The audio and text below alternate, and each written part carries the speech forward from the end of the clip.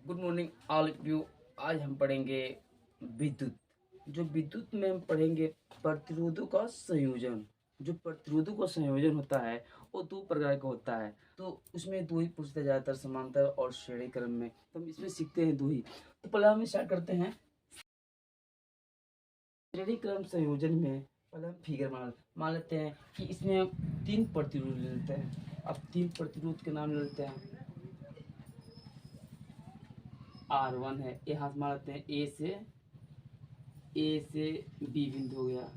दूसरा प्रतिरोध हमारा है R2 है, जहाँ बी से सी।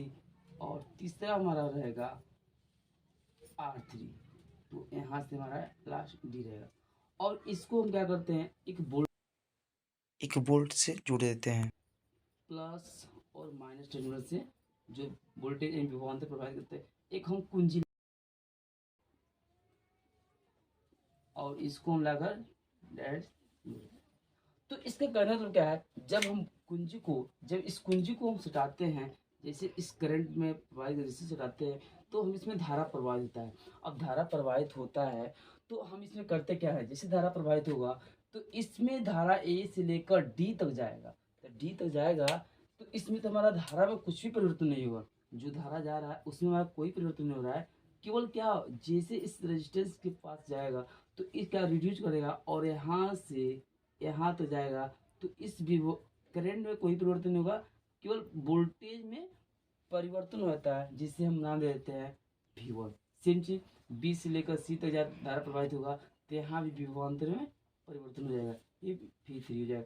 और यहाँ से सी देखेंगे तो सी से डी गया तो वो मान लेते हैं, इसको V3 मान लेते हैं। यही मेरा विभवांतर हो गया। और टोटल देखेंगे ई से लेकर डी के बीच में कुल विभवांतर कितना हो रहा है।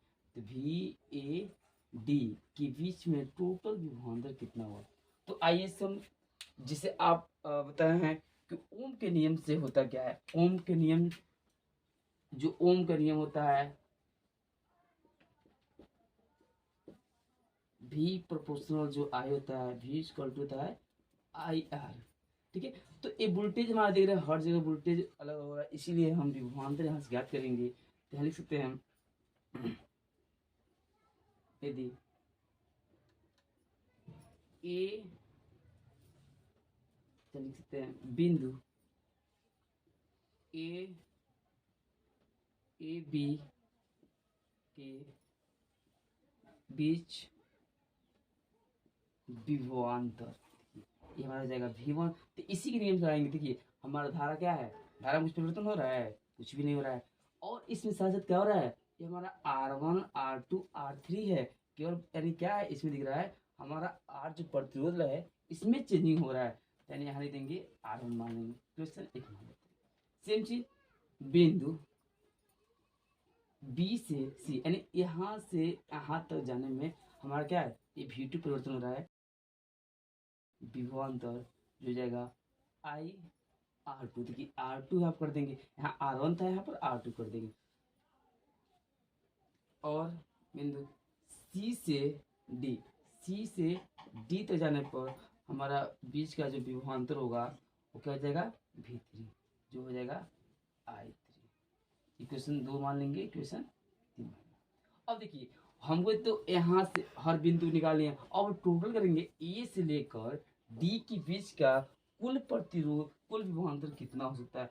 तो ए और डी के बीच का विभवांतर हो जाएगा V इक्वल टू VAD बराबर हो जाएगा आई। टोटल हमारा आई हो जाएगा। और यहाँ से लेकर यहाँ तक टोटल प्रतिरोधों को जोड़ लेते हैं, जो मान लेते हैं R2 कर लेते हैं इसको, ये हमारा R2 हो गया। ठीक है, तो यहाँ से इसको मान लेते हैं समीकरण 4 कर लेते हैं।